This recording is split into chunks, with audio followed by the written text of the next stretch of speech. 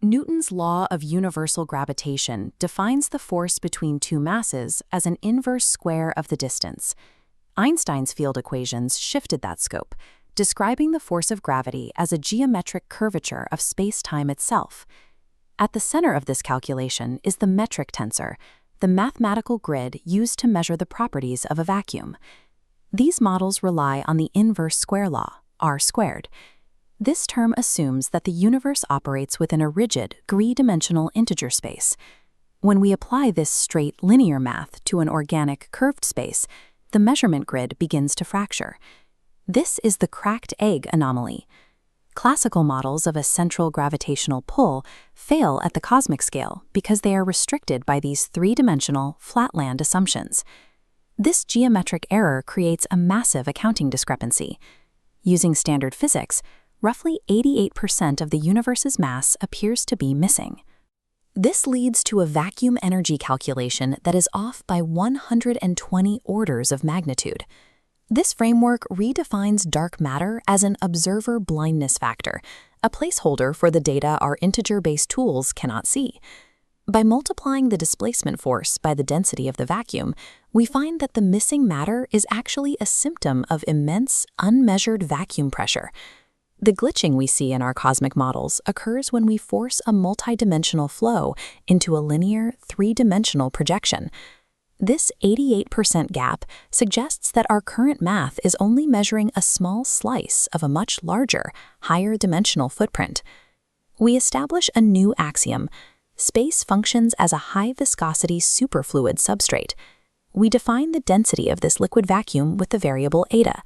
Any mass or observer within this fluid acts as a vortex sink, or delta V, a point of low pressure that pulls the liquid inward. Within this substrate, gravity is an omnipush, the external pressure of the vacuum pressing inward from every conceivable angle to equalize that sink. We calculate this total inward displacement as P total.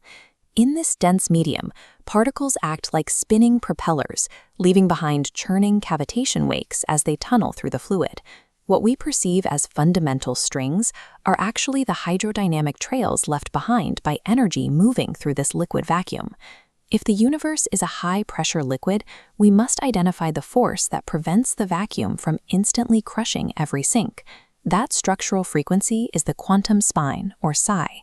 As shown here, psi is the fundamental longitudinal vibration of the vacuum, maintaining the structural integrity of the fluid. To pack energy without creating turbulent interference, the fluid follows the golden angle, 137.5 degrees. We represent this path of least resistance using the golden circuit integral. This aligns the omnidirectional push into a stable Fibonacci spiral. The golden ratio acts as a gauge constraint, distributing the vacuum pressure so the system neither collapses nor flies apart. We can now correct the inverse square law that failed our cosmic measurements in Act 1. Because a liquid universe compresses at the seams where dimensions overlap, it cannot be measured with whole integers. We must replace the three-dimensional r squared with r to the 9.6. This fractional dimension accounts for the space where the universe's natural curve hides from a straight tape measure. In this model, the shortest path is always a geodesic curve. This is the unified liquid push equation. It scales vacuum viscosity over 9.6 dimensions, corrected by the golden ratio and the quantum spine frequency. This 9.6D correction prevents energy drop-off, providing a mathematical anchor that standard 3D models lack. If the manifold operates in 9.6 active dimensions, we are left with a 0.4 remainder. This gap represents the exit path, the point where energy leaks out to maintain equilibrium. We account for this simultaneous in and out flow by adding the reciprocal term, plus or minus 1 over phi, to the power of the dimension. This creates a toral flow model, where the universe is expanding and contracting at the same time.